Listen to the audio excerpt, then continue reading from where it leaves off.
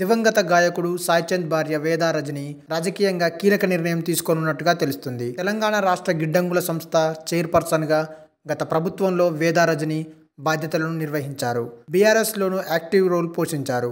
రాష్ట్ర గిడ్డంగుల కార్పొరేషన్ చైర్మన్గా ఉన్న సాయి చంద్ గుండెపోటుతో మరణించడంతో ఆయన సతీమణి రజనీని గిడ్డంగుల సంస్థ చైర్మన్గా నాటి సీఎం కేసీఆర్ నియమించారు. అయితే ఇటీవల అధికారంలోకి వచ్చిన కాంగ్రెస్ ప్రభుత్వం నామినేటెడ్ పోస్టులో ఉన్న వారిని అందరినీ తొలగిస్తూ ఉత్తర్వులు జారీ చేసింది. దీంతో సాయి చంద్ సతీమణి రజనీ కూడా తన పదవిని కోల్పోవాల్సి వచ్చింది. అయితే ఇప్పుడు ఆమె కాంగ్రెస్ వైపు చూస్తున్నట్టుగా ప్రచారం అయితే సాగుతుంది.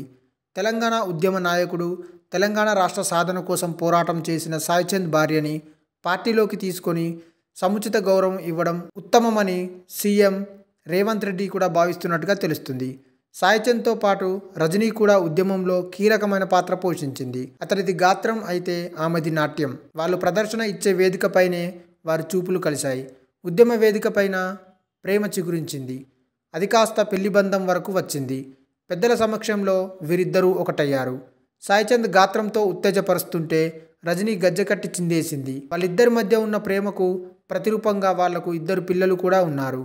అయితే తాను గాయకుడిగా ఎంతో గుర్తింపు సంపాదించుకున్న తన భార్యను తన పేరుతో కాకుండా ఆమె సొంత ప్రతిభతోనే గుర్తించాలని సాయి చంద్ ప్రోత్సహించాడు. తాను రాసిన ప్రతి పాటను మొదట ఆమెకే చూపించేసేవాడు. ఏమైనా తప్పప్పులుంటే ఆమె చెప్తే సరిదిద్దుకున్నాకే ప్రజల్లోకి తీసుకెళ్లేవాడు. ఈ క్రమంలోనే అతను సాధించుకున్న తెలంగాణలో సాయి చంద్కు మంచి గుర్తింపు రావడం, ప్రభుత్వం కూడా ఆయనకు సముచిత స్థానం కల్పించడం, ఇలా వాళ్ళ జీవితం సాఫీగా సాగిపోతుండగా హార్ట్అటాక్తో సాయి చంద్ మరణించారు. ఆయన ఆశయాలని ముందుకు తీసుకుపోవడం కోసం రజనీ పొలిటికల్గా యాక్టివ్గా అయ్యారు. ఈ క్రమంలోనే హస్తం వైపు అడుగులు వేస్తున్నట్టుగా తెలుస్తుంది. ఇక దీనిపై అధికారికంగా క్లారిటీ రావాల్సి ఉంది.